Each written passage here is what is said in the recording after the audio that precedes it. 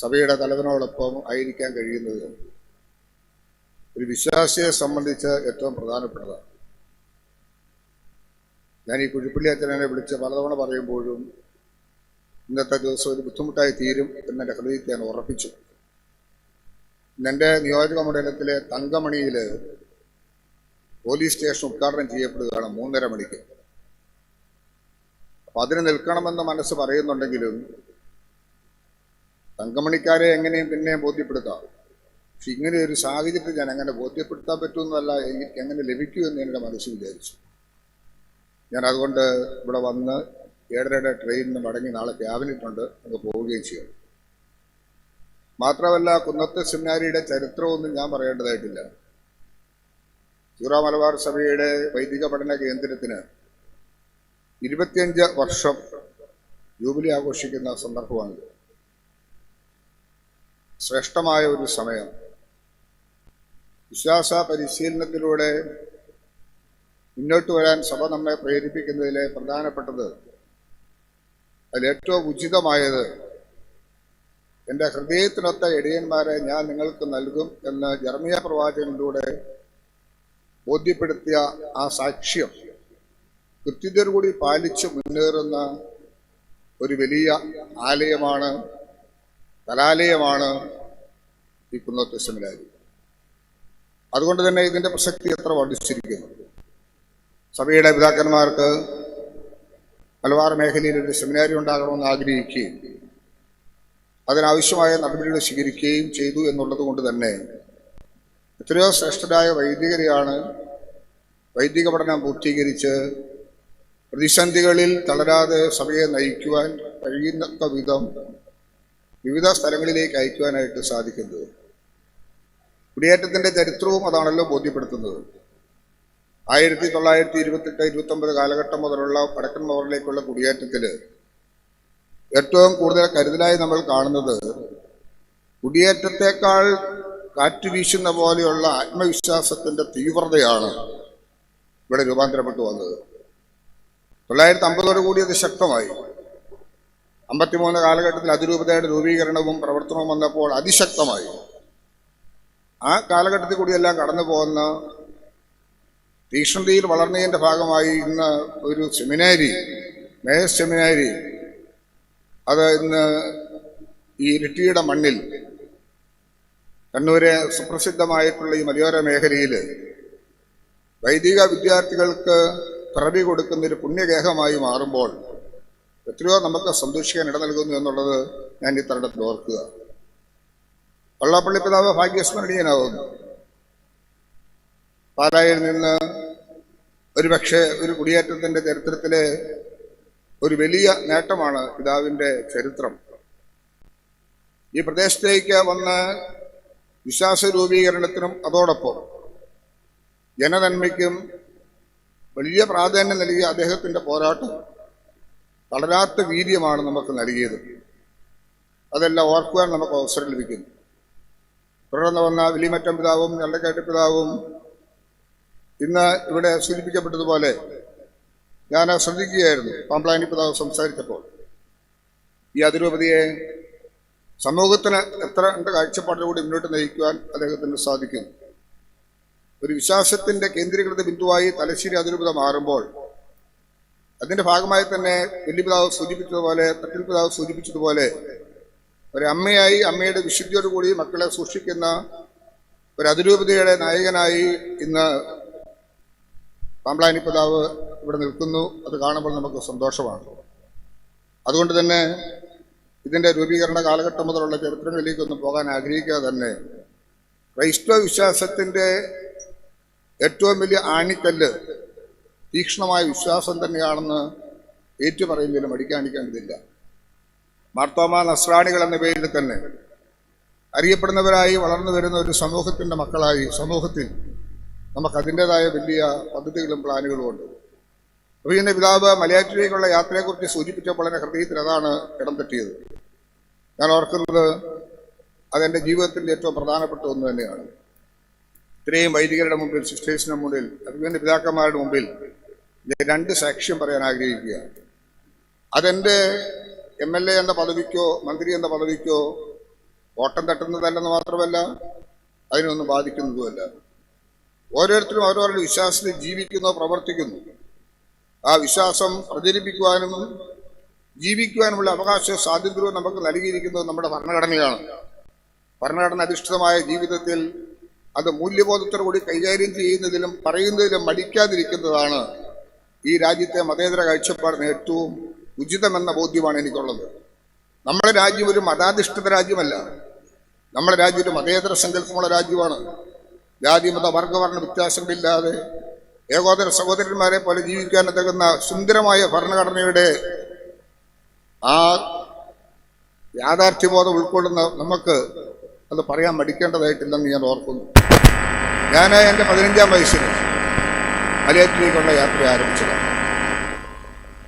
അഭിയന്യ പന്ത്രങ്ങാട്ടിപ്പിതാവ് വേദിയിലിരിക്കുമ്പോൾ എനിക്ക് വളരെയേറെ സന്തോഷമുണ്ട്. ചക്കാമ്പുഴ ഇടവകയിൽ നിന്ന് ഞാൻ പോകുമ്പോൾ അന്ന് അവിടുത്തെ വികാരിയച്ഛനും അന്നുണ്ടായിരുന്ന കുറേ ആൾക്കാരുടെയും കൂടെ ഞാൻ സ്വാഭാവികമായി മലയാറ്റിലേക്ക് നടന്നു. പിന്നെ വർഷം തോറും ഞാൻ നടന്നു ഒരിക്കലും മുടക്കം വരുത്തിയില്ല. അന്നിതൊന്നും പ്രതീക്ഷിക്കുന്നില്ല. പ്രത്യേകമായ നിയോഗങ്ങളോ കാര്യങ്ങളോ ഒന്നും എപ്പോഴും ഞാൻ എൻ്റെ മനസ്സിൽ വെച്ചു തീർക്കുന്നില്ല. നന്മ മാത്രം കാംക്ഷിക്കുന്നു. ജീവിതത്തിൻ്റെ എല്ലാ തുറകളിലും ഒരു ഇടപെടലുണ്ടാകാൻ ഒരു ത്യാഗം ആവശ്യമാണ്.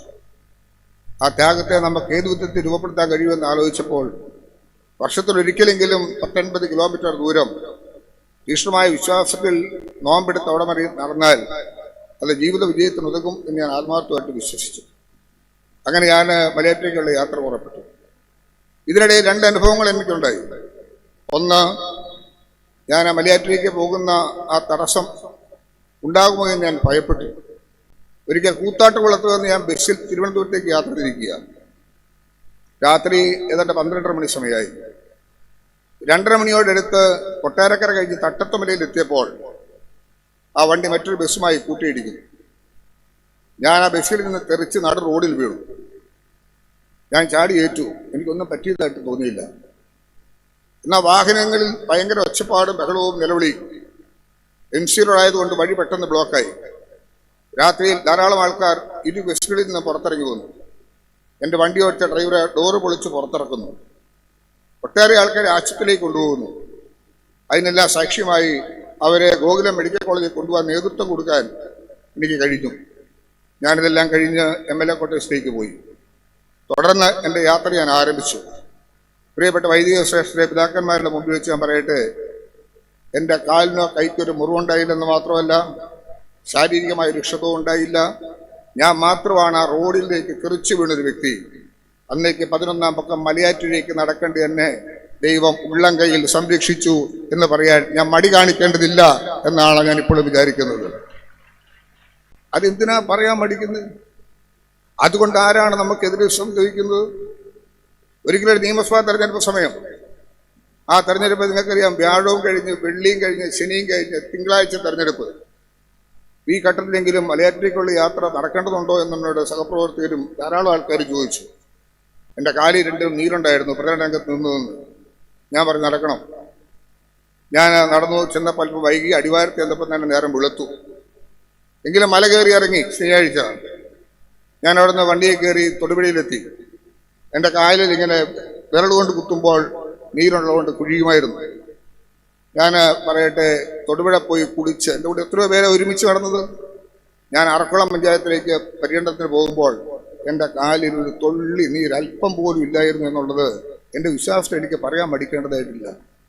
കാരണം നമ്മുടെ ജീവിതത്തിൻ്റെ വിശ്വാസത്തെ നയിക്കാൻ പ്രാപ്തമാക്കുന്ന തീക്ഷ്ണമായ വിശ്വാസത്തിൻ്റെ ആദർശങ്ങൾ ഉറച്ചു നിൽക്കുന്നത് ഏത് ജീവിത പ്രൊഫഷനിലേക്കും ഏത് മേഖലയിലേക്ക് തിരിഞ്ഞാലും തടസ്സമായി നിൽക്കാതെ സൂക്ഷിക്കാൻ കഴിയുന്ന വിശ്വാസത്തിൻ്റെ ഒരു കോട്ടയാണ് ഈ സെമിനാരി വരുമ്പോൾ എൻ്റെ മനസ്സിലേക്ക് വരുന്നത്. എത്രയോ ആൾക്കാരെ നേർവഴിക്ക് നയിക്കാൻ, പ്രാപ്തരാക്കാൻ, സഭയെ നയിക്കാൻ, പഠിപ്പിക്കാൻ പ്രാപ്തരാക്കുന്ന ഒരു വലിയ സമൂഹത്തെ കെട്ടിപ്പടുക്കുന്ന ഈ വലിയ കലാലയം, അതിൻ്റെ ജൂബിലി ആഘോഷത്തിൽ പങ്കെടുക്കാൻ കഴിഞ്ഞതിലുള്ള സംതൃപ്തി അതുകൊണ്ട് തന്നെ ഞാൻ രേഖപ്പെടുത്തുകയാണ്. ഞാൻ എൻ്റെ വാക്കുകൾ ഉപസംഹരിക്കുന്നു. ഇനി ഞാൻ കുന്നത്ത് നേരത്തെ വന്നിട്ടുണ്ട്. ആനുകൂല്യമായിട്ട് തോമസ് അവിടെ ഇരിക്കുന്നു. തോമസ് ഞാൻ ഡയറക്ടറായിരിക്കുന്ന സമയത്താണ് ഞാനൊരു ക്രിസ്മസ് ആഘോഷ പരിപാടി പങ്കെടുക്കാൻ വന്നത്.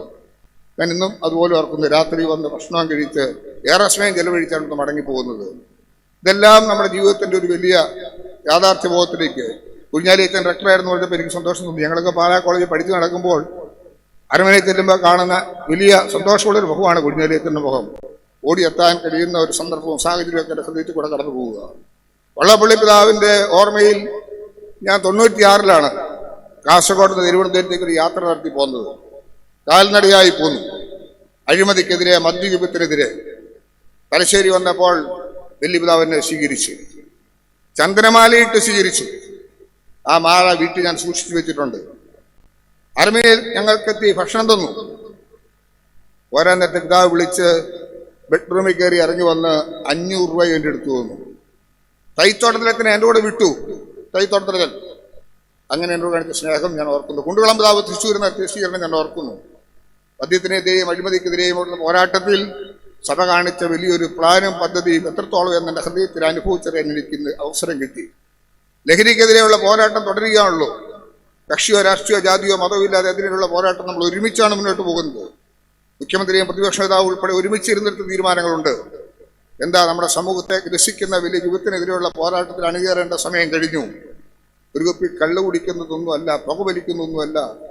ഇന്ന് രാസലഹരിക്ക് അടിമയാകുന്ന വിദ്യാർത്ഥികൾ തലമുറകളെ തീർക്കാനുള്ള ശ്രദ്ധേയമായിട്ടുള്ള ചില നീക്കങ്ങളാണെന്ന് സംശയിക്കേണ്ടി വരുന്ന സന്ദർഭത്തിൽ 1996 എനിക്ക് കാസർഗോഡ് നടക്കാൻ അന്ന് സാധിച്ചതിനെ കുറിച്ച് ഓർത്ത് ഇന്ന് ഞാൻ സന്തോഷിക്കുന്നുണ്ട്. ആ തീവ്രമായ ആഗ്രഹം സബലീകരിച്ച് 1180 കിലോമീറ്റർ ദൂരം താണ്ടിയ അന്ന് ഞാൻ ഇരുട്ടി കൂടെ കടന്നു പോയിട്ടുണ്ട്. കാസർഗോഡ് മുതൽ തിരുവനന്തപുരം വരെ. കാസർഗോഡ് എന്ന ഉദുമയിലെത്തി കാഞ്ഞങ്ങാട്, പരപ്പ, ചിറ്റാരിക്കാൽ, ചെറുപുഴ, രാജഗിരി, ജോസ്ഗിരി, ഉദയഗിരി, പയ്യാവൂർ, ഇരിട്ടി, മട്ടന്നൂര്, കൂത്തുപറമ്പ്, തലശ്ശേരി, വടകര, പേരാമ്പ്ര, കോടഞ്ചേരി, തിരുവാമ്പാടി, തോട്ടുമുക്കം, അരീക്കോട്, മഞ്ചേരി, പെരുന്തൽമണ്ണ, മലപ്പുറം, പട്ടാമ്പി, ഷൊർണൂര്, വടക്കാഞ്ചേരി, തൃശ്ശൂർ, ചാലക്കുടി, അങ്കമാലി, പെരുമ്പാവൂർ, മൂവാറ്റുപുഴ, തൊടുപുഴ, പാല, ഏറ്റുമാനൂർ, കോട്ടയം, ചങ്ങനാശ്ശേരി, തിരുവല്ല, ചെങ്ങന്നൂർ, അടൂർ, കൊട്ടാരക്കര, കിളിമാനൂർ വഴി തിരുവനന്തപുരത്ത് എന്നത് ഞാൻ ഈ സന്ദർഭത്തിൽ ഓർക്കുക. എത്രയോ കാലങ്ങൾക്ക് മുമ്പാണ്. 96-ൽ ഏതാണ്ട് 30 വർഷം എടുക്കാറാവുന്നു. ഈ ഘട്ടത്തിലൊക്കെ നമ്മളെ നിലനിർത്തിയതും ആ ദിവസങ്ങളിലെല്ലാം ഞാൻ ഓർക്കുന്നു.